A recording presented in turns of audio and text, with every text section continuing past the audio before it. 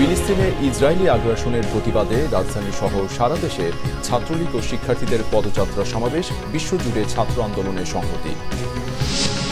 উপজেলায় প্রায় ৭০% প্রার্থী ব্যবসায়ী, সম্পদ বৃদ্ধিতে অনেকে ছাড়িয়েছেন এমপিদের তথ্য টিআইবির। প্রথম ধাপের নির্বাচনে লড়ছেন মন্ত্রী এমপির ১৩ স্বজন। গণতন্ত্রের প্রতি বিএনপির কখনোই আগ্রহ ছিল না, ওবায়দুল কাদেরের মন্তব্য। নিজেদের দুর্বলতা ঢাকতে বিএনপিকে নিয়ে মিথ্যাচার করছে আওয়ামী লীগ, অভিযোগ রিজভির। সরকারি চাকরিতে প্রবেশের বয়সসীমা বাড়ানোর সিদ্ধান্ত আপাতত নেই, সংসদে জনপ্রশাসন মন্ত্রী। মামলা জট কমাতে উদ্যোগ নিচ্ছে সরকার, জানালেন আইনমন্ত্রী। দেখছিলেন বিআরবি কেবলস সংবাদ শিরোনাম, এবারে বিস্তারিত। ফিলিস্তিনে ইসরায়েলি অভিযান ও হত্যাযজ্ঞের প্রতিবাদ জানিয়ে সোমবার রাজধানীতে ছাত্রলীগের উদ্যোগে পদযাত্রা ও সমাবেশ হয়েছে। যুক্তরাষ্ট্রসহ বিশ্বজুড়ে শিক্ষার্থীদের আন্দোলনের সঙ্গে একাত্মতা প্রকাশ করা হয়েছে সমাবেশে। ইসরায়েলকে ফিলিস্তিনের বিরুদ্ধে দমননীতি থেকে সরে আসার জোর দাবি জানিয়েছেন ছাত্রলীগ নেতারা।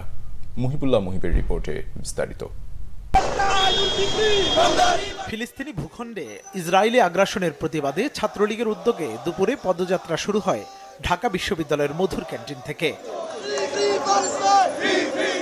ফিলিস্তিন ও বাংলাদেশের পতাকা হাতে এই পদযাত্রা ও সমাবেশ কর্মসূচিতে অংশ নেয় ঢাকা বিশ্ববিদ্যালয় সহ রাজধানীর বিভিন্ন বিশ্ববিদ্যালয়ের শিক্ষার্থীরা। বিশ্ববিদ্যালয়ের বিভিন্ন এলাকা প্রদক্ষিণ করে রাজু ভাস্কর্যে গিয়ে পদযাত্রাটি সমাবেশে পরিণত হয়।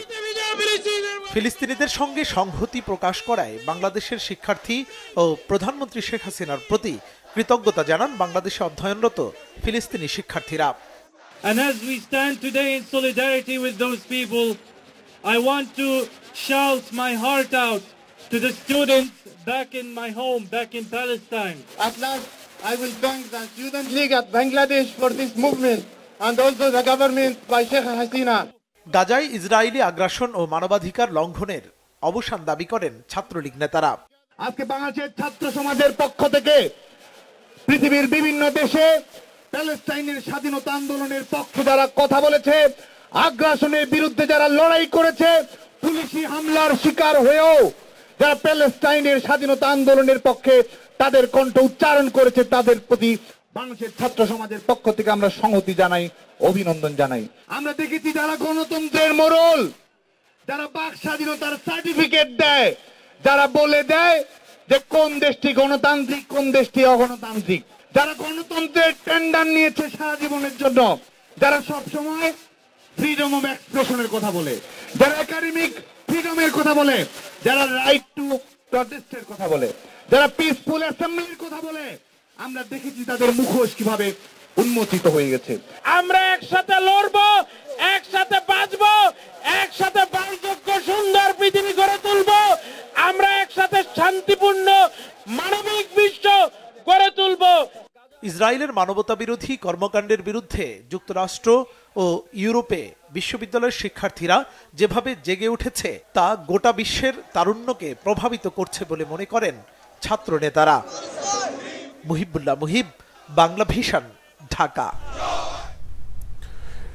এদিকে ফিলিস্তিনে ইসরায়েলি আগ্রাসনের প্রতিবাদে দেশের বিভিন্ন জায়গায় পদযাত্রা ও সমাবেশ করেছে ছাত্রলীগ। কয়েকটি স্থানে সাধারণ শিক্ষার্থীরাও যোগ দেন এই কর্মসূচিতে। প্রতিনিধিদের পাঠানো তথ্য ছবিতে ডেস্ক রিপোর্ট। ফিলিস্তিনে ইসরায়েলি গণহত্যা বন্ধের দাবিতে যুক্তরাষ্ট্রসহ বিশ্বব্যাপী চলমান ছাত্র আন্দোলনে চট্টগ্রাম মহানগরীর সিআরবি ৭ রাস্তা মোড়ে বিক্ষোভ করেছে মহানগর ছাত্রলীগ। এতে অংশ নেন নগরীর স্কুল কলেজের শিক্ষার্থী এবং বিভিন্ন থানা ও ওয়ার্ড ছাত্রলীগের নেতাকর্মীরা। স্বাধীন ফিলিস্তিন রাষ্ট্র প্রতিষ্ঠার দাবিতে ময়মনসিংহে পতাকা উত্তোলন, পদযাত্রা ও ছাত্র সমাবেশ করেছে কৃষি বিশ্ববিদ্যালয় ছাত্রলীগ। সকালে বিশ্ববিদ্যালয় সংগঠনের কার্যালয়ের সামনে থেকে পদযাত্রা বের হয়ে ক্যাম্পাস ঘুরে আসে। একই দাবিতে পাবনায় পদযাত্রা ও সমাবেশ করেছে জেলা ছাত্রলীগ। সরকারি এডওয়ার্ড কলেজের প্রধান ফটকের সামনে থেকে শুরু হয়ে আলিয়া মাদ্রাসা, বড় ব্রিজ ও শহরের ট্রাফিক মোড় হয়ে জেলা আওয়ামী লীগ কার্যালয়ের সামনে গিয়ে শেষ হয় পদযাত্রাটি। রংপুরে আলাদাভাবে কর্মসূচি পালন করেছে বেগম রোকেয়া বিশ্ববিদ্যালয় ও রংপুর সরকারি নার্সিং কলেজের শিক্ষার্থীরা। বেগম রোকেয়া বিশ্ববিদ্যালয় শাখা ছাত্রলীগ আয়োজিত কর্মসূচির সঙ্গে সংহতি প্রকাশ করেন সাধারণ শিক্ষার্থীরাও। বিভিন্ন প্ল্যাকার্ড নিয়ে তারা পদযাত্রা ও সমাবেশ করেন। কেন্দ্রীয় কর্মসূচির অংশ হিসেবে নাটোর নবাব সিরাজউদ্দৌলা সরকারি কলেজ চত্বর থেকে পদযাত্রা করে ছাত্রলীগ কলেজ শাখার নেতাকর্মীরা। পদযাত্রাটি শহরের প্রধান সড়ক ঘুরে কলেজ মাঠে শহীদ মিনারে গিয়ে সমাবেশ করে। ফিলিস্তিনকে স্বাধীন রাষ্ট্রের স্বীকৃতির দাবিতে ব্রাহ্মণবাড়িয়ায় পদযাত্রা ও সমাবেশ করেছে ছাত্রলীগ ও সাধারণ শিক্ষার্থীরা। বঙ্গবন্ধু স্কয়ার থেকে পদযাত্রা শুরু হয়ে সরকারি কলেজে গিয়ে সমাবেশ হয়। ফিলিস্তিনের পতাকা উত্তোলন, পদযাত্রা ও ছাত্র সমাবেশ হয়েছে কুড়িগ্রামে। সরকারি কলেজ শাখা ছাত্রলীগের আয়োজনে ঘণ্টাব্যাপী এ সমাবেশ হয়। খাগড়াছড়িতে সরকারি কলেজ প্রাঙ্গণে ফিলিস্তিনের পতাকা উত্তোলন করে জেলা ছাত্রলীগ। পরে ফিলিস্তিনের সমর্থনে বিশ্বব্যাপী আন্দোলনে সংহতি জানিয়ে পদযাত্রা ও সমাবেশ হয়। স্বাধীন ফিলিস্তিন রাষ্ট্রের দাবিতে পদযাত্রা সমাবেশ হয়েছে চাঁপাইনবাবগঞ্জেও। ছাত্রলীগ গোমস্তাপুর উপজেলার রহনপুর ইউসুফ আলী সরকারি কলেজ শাখা এই কর্মসূচির আয়োজন করে। Nazneen Akter, Bangla Vision, news desk. সুন্দরবনের আগুন নিয়ন্ত্রণে আনায় স্বরাষ্ট্র মন্ত্রণালয় ও ফায়ার সার্ভিসের ভূমিকায় সন্তোষ জানিয়েছেন প্রধানমন্ত্রী শেখ হাসিনা। সোমবার সকালে মন্ত্রিসভা বৈঠকের অনির্ধারিত আলোচনায় স্বরাষ্ট্রমন্ত্রী জানান, সুন্দরবনের আগুন নিয়ন্ত্রণে এসেছে, তবে এখনও পুরোপুরি নিভে যায়নি। আরও কয়েকদিন পর্যবেক্ষণের কথা প্রধানমন্ত্রীকে অবহিত করেছেন। সচিবালয়ে মন্ত্রিসভা পরবর্তী বৈঠকে মন্ত্রিপরিষদ সচিব মোহাম্মদ মাহবুব হোসেন জানান, বৈঠকে প্রধানমন্ত্রী শেখ হাসিনার কাছে সুন্দরবনের আগুনের সবশেষ পরিস্থিতি জানিয়েছেন স্বরাষ্ট্রমন্ত্রী। এতে প্রধানমন্ত্রী সন্তোষ প্রকাশ করেন বলে জানান মন্ত্রিপরিষদ সচিব। তিনি আরও বলেন, শিগগিরই বাংলাদেশ ও উজবেকিস্তানের সঙ্গে সরাসরি বিমান চলাচল শুরু হবে। মন্ত্রিসভা বৈঠকে এ ধরনের একটি খসড়া অনুমোদন দেওয়া হয়েছে। ট্রান্সপারেন্সি ইন্টারন্যাশনাল বাংলাদেশ টিআইবি জানিয়েছে, জাতীয় নির্বাচনের মতো স্থানীয় সরকার নির্বাচনেও ব্যবসায়ীদের দাপট বেড়েছে। চেয়ারম্যান প্রার্থীদের ৬৯.৮৬% ব্যবসায়ী। ৫ বছরে অস্থাবর সম্পদ বৃদ্ধিতে উপজেলা পরিষদের জনপ্রতিনিধিরা পেছনে ফেলেছেন সংসদ সদস্যদের। নির্বাচনে অংশগ্রহণকারীদের অধিকাংশই আওয়ামী লীগ দলীয় স্বতন্ত্র প্রার্থী। প্রথম ধাপে নির্বাচনে চেয়ারম্যান পদে লড়ছেন এমন ১৩ জন মন্ত্রী এমপির স্বজন। আরও জানাচ্ছেন জাহাঙ্গীর আকন্দ। প্রথম ধাপের উপজেলা নির্বাচনের ১৪৪টি উপজেলার প্রার্থীদের হলফনামায় দেয়া তথ্য-উপাত্ত বিশ্লেষণ করে এর প্রতিবেদন তুলে ধরে transparency international Bangladesh TIB. TIB জানায়, উপজেলা নির্বাচনে চেয়ারম্যান প্রার্থীদের ৬৯.৮৬%ই নিজেদের ব্যবসায়ী হিসেবে হলফনামায় পরিচয় দিয়েছেন। ১১.১৯% পেশা হিসেবে দেখিয়েছেন কৃষিকাজকে। তৃতীয় ও চতুর্থ অবস্থানে আছে আইনজীবী ও শিক্ষক। ব্যবসায়ীদের নির্বাচনে বা রাজনীতির সাথে ব্যবসায় যে একাকার হয়ে যাওয়ার চিত্রটা, সেটা কিন্তু স্বাভাবিকতার পরিচায়ক না। এটা কিন্তু একটা অস্বাভাবিক একটা বলে যে বিকাশ ঘটেছে। এবং জনপ্রতিনিধিত্বের অবস্থানটাকে কিন্তু ক্ষমতায় থাকা এবং ক্ষমতার কর্তৃত্ব পাওয়ার যে চাহিদা, সেটা এত প্রবল যে এর সুযোগ থেকে কেউ বঞ্চিত হতে চান না, বা কাকে বঞ্চিত করব না সেই সিদ্ধান্ত কিন্তু আসলে দলীয় কর্তৃপক্ষ নেওয়ার মতো সক্ষমতা এখন হারিয়েছে বলে মনে হচ্ছে। এক দশকে আয় বৃদ্ধিতে উপজেলা পরিষদের জনপ্রতিনিধিরা প্রায় সমানে সমানে পাল্লা দিয়েছেন সংসদ সদস্যদের সাথে। ১৫ বছরে সংসদ সদস্যদের ক্ষেত্রে আয় বৃদ্ধির হার যেখানে সর্বোচ্চ ২০,১৯২% সেখানে একজন নারী ভাইস চেয়ারম্যানের সম্পদ বেড়েছে সর্বোচ্চ ১৮,২৩৩%। প্রার্থীদের মধ্যে সবচেয়ে বেশি পরিমাণ ১,৫২৮ কোটি টাকার ঋণ আছে সিলেটের বিশ্বনাথ উপজেলার চেয়ারম্যান প্রার্থী আকদ্দুস আলীর।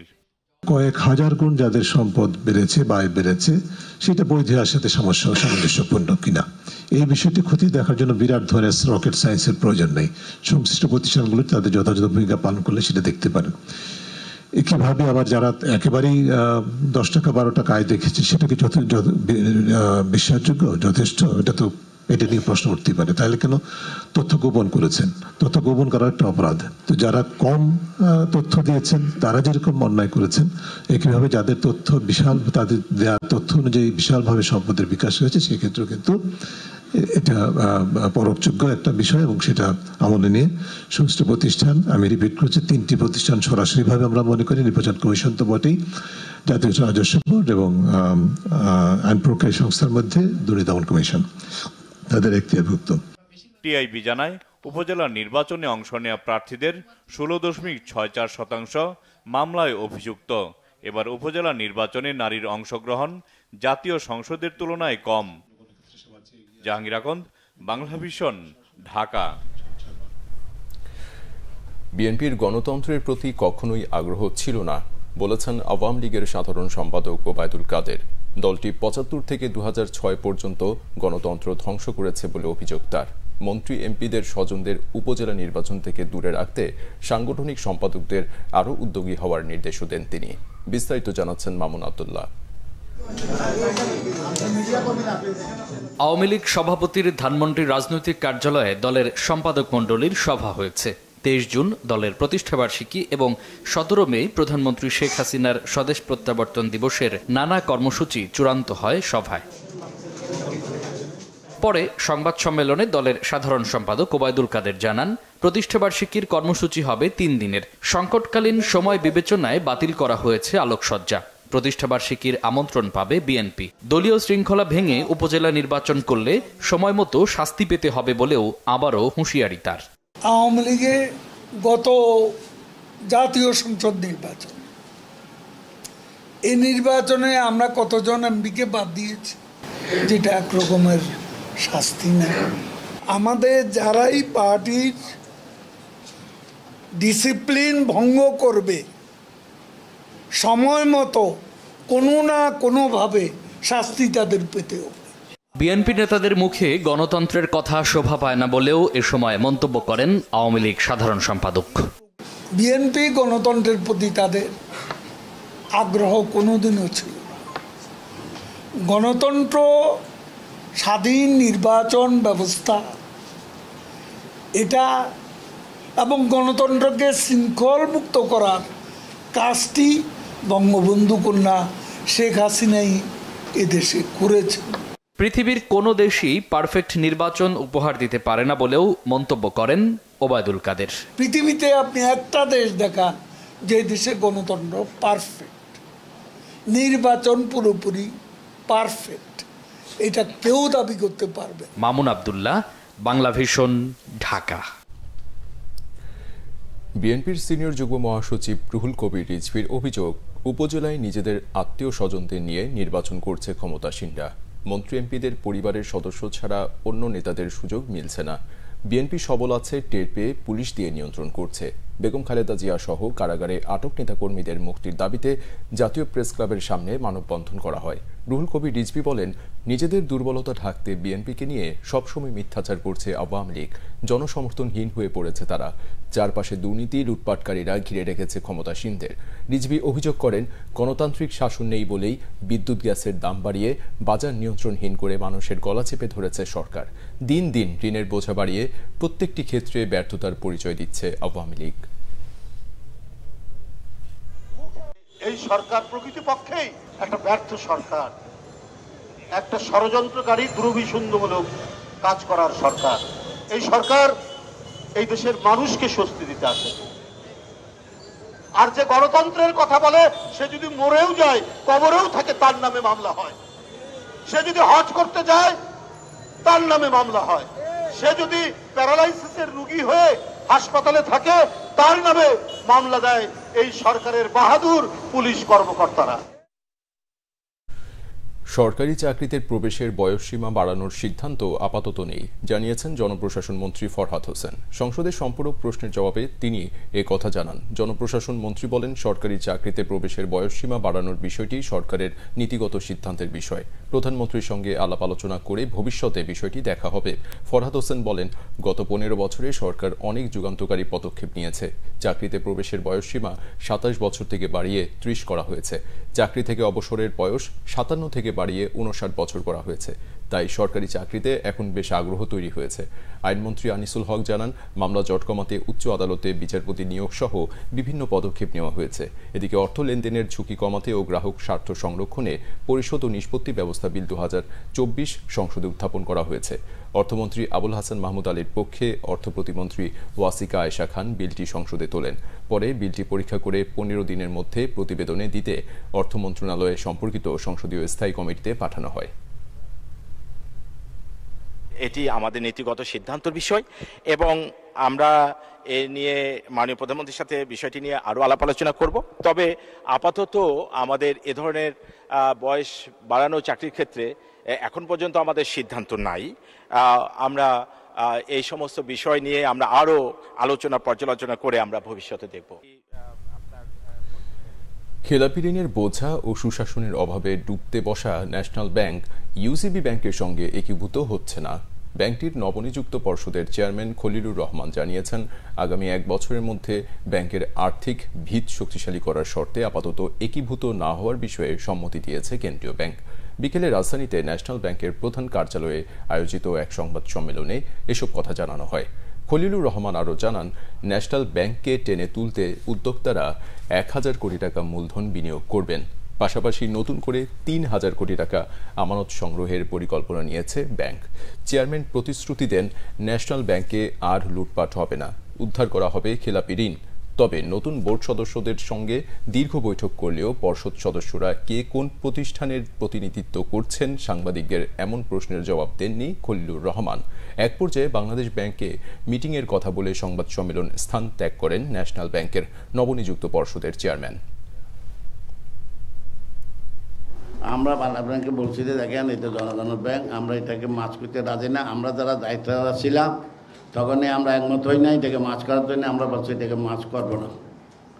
বাংলাদেশ এটা আমাদের কথার উপর রাজি হয়েছে, রাজি হয়ে এটা আমাদেরকে দায়িত্ব দিয়েছে, বলছে আপনারা এতদিনের মধ্যে ব্যাংকটা পরিবর্তন করতে হবে। তা আমরা সবাই মিলে পরিশ্রম করবো। লুটপাট আর হবে না জীবনে, এটা বলে আর 1 পয়সা লুটপাট হবে না। এটা আমি আপনাদের কাছে প্রতিজ্ঞা করতে পারি, আপনাদের কাছে ওয়াদা দিতে পারি, 1 পয়সা লুট হবে না। রাজধানী সহ দেশের বিভিন্ন জায়গায় রবিবার রাতে বৃষ্টি ও শিলাবৃষ্টির পর তাপমাত্রা অনেকটাই কমে এসেছে। তীব্র তাপপ্রবাহে অতিষ্ঠ জনজীবনে ফিরেছে স্বস্তি। বৃষ্টিপাতের এই ধারা আগামী 15 মে পর্যন্ত অব্যাহত থাকবে। তীব্র তাপপ্রবাহের সম্ভাবনাও আপাতত নেই। বিস্তারিত সৈকত সাদিকের প্রতিবেদনে। টানা তীব্র তাপপ্রবাহের পর রবিবার রাতে রাজধানী সহ দেশের বিভিন্ন জায়গায় ঝড়ো হাওয়া ও মুষলধারে বৃষ্টি হয়েছে। থেমে থেমে হয়েছে শিলাবৃষ্টি। প্রচণ্ড গরমে অতিষ্ঠ রাজধানীবাসীর জন্য তা অনেকটাই স্বস্তি বয়ে এনেছে। তাপমাত্রা নেমে আসায় কমেছে গরম। গরম ছিল, এখন বৃষ্টি হওয়ার পরে ঠান্ডা হয়েছে। কেমন গরম ছিল? অনেক গরম ছিল, রাস্তায় হাঁটা কষ্ট হয়ে যেত। আগের যে গরমটা ছিল অনেক কষ্ট ছিল, মানে রাতেও ঘুমানো যায় না, দিনেও ঘুমানো যায় না। কিন্তু এখন আল্লাহর রহমতে আজকে দিনটা ওয়েদার অনেক ভালো লাগছে আর কি। সোমবার ঢাকায় বৃষ্টির দেখা না মিললেও সকাল থেকেই আকাশ মেঘাচ্ছন্ন। বাতাসের গতিবেগ বেশি থাকায় গরমের তীব্রতাও অনেক কম। আজকে আবহাওয়াটা তো সকাল থেকেই ঠান্ডা, কারণ কালকে বৃষ্টি হওয়াতে আবহাওয়াটাও অনেক ঠান্ডা হয়েছে।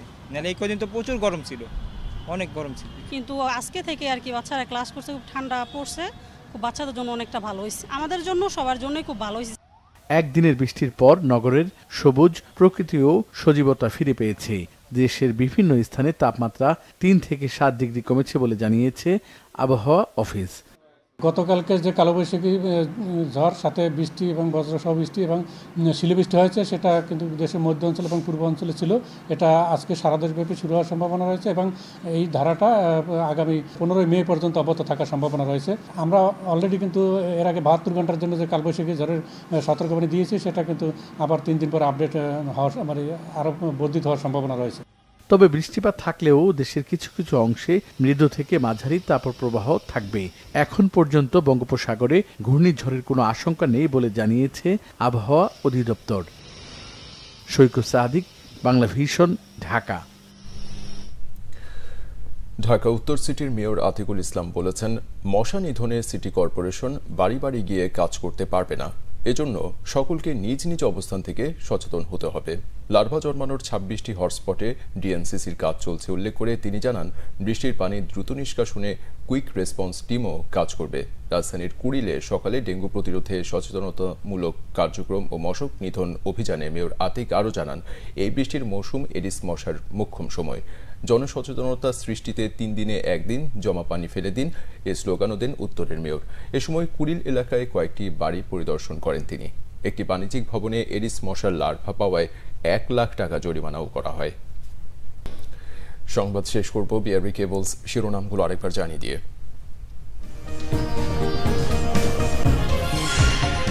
ফিলিস্তিনে ইসরায়েলি আগ্রাসনের প্রতিবাদে রাজধানী সহ সারা দেশে ছাত্রলীগ ও শিক্ষার্থীদের পদযাত্রা সমাবেশ, বিশ্বজুড়ে ছাত্র আন্দোলনের সংহতি। উপজেলায় প্রায় 70% প্রার্থী ব্যবসায়ী, সম্পদ বৃদ্ধিতে অনেকে ছাড়িয়েছেন এমপিদের তথ্য টিআইবির। প্রথম ধাপে নির্বাচনে লড়ছেন মন্ত্রী এমপির 13 স্বজন। গণতন্ত্রের প্রতি বিএনপির কখনোই আগ্রহ ছিল না, ওবায়দুল কাদেরের মন্তব্য। নিজেদের দুর্বলতা ঢাকতে বিএনপিকে নিয়ে মিথ্যাচার করছে আওয়ামী লীগ, অভিযোগ রিজভির। সরকারি চাকরিতে প্রবেশের বয়সসীমা বাড়ানোর সিদ্ধান্ত আপাতত নেই, সংসদে জনপ্রশাসন মন্ত্রী। মামলা জট কমাতে উদ্যোগ নিচ্ছে সরকার, জানালেন আইনমন্ত্রী। এই ছিল এখনকার মতো, পরে সংবাদ সকাল 7:30টায়। এছাড়া বাংলাভিশন সংবাদ ও সংবাদ সংশ্লিষ্ট অনুষ্ঠান দেখতে ভিজিট করুন www.bvnews24.com ও facebook.com/banglavisionnews এবং সাবস্ক্রাইব করুন youtube.com/banglavisionnews। এতক্ষণ সাথে থাকায় ধন্যবাদ।